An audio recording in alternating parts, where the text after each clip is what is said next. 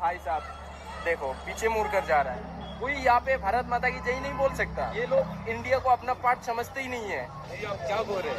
भारत माता आप बोल रहे हो ये लोग इंडिया को अपना पार्ट नहीं समझते ही नहीं है। क्यों नहीं तो समझते तो आप जब हम तो इंडियंस ही है। हाँ आप कहाँ के हो? आप मानते हो इंडियंस, लेकिन वो क्यों नहीं बोल सकते? Hello guys, welcome back to the channel. Big breaking news মানে বিগ ব্রেকিং নিউজ।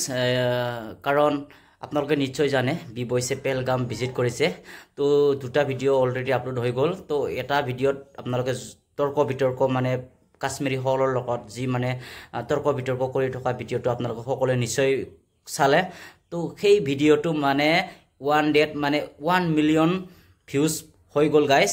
তো আপোনালোকক মই দেখাবলৈ ওলাইছোঁ মানে 1 মিলিয়ন ভিউজ এদিনত। তো ক'ব গ'লে মানে নেশ্যনেল মিডিয়াও কভাৰ কৰিছে এই ভিডিঅ'টো। লগতে অসমৰ বিভিন্নজন ইউটিউবাৰে মানে ৰিয়েকশ্যন কৰিছে এই ভিডিঅ'ৰ ওপৰত। আছাম জেড ইউটিউব চেনেলেও মানে এই ভিডিঅ'টোৰ ওপৰত ভিডিঅ' বনাইছে। লগতে ডিম্পু দায়ো মানে কমেণ্ট কৰিছে চেলিউট ইউ ভাই বুলি। মই কমেণ্টটো মানে স্ক্ৰীনশ্বট দি দিছোঁ।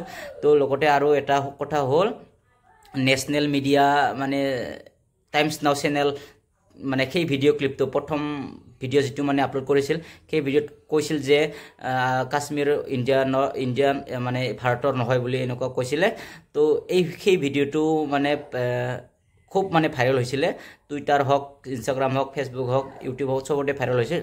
তাৰপিছত নেশ্যনেল মিডিয়াই সেই ভিডিঅ'টো মানে কভাৰ কৰিছিলে, মানে আপলোড কৰিছিলে সেই ভিডিঅ'টো। তো আপোনালোকক দেখোঁ মই 1 মিলিয়ন মানে ভিউজ পাই গ'ল।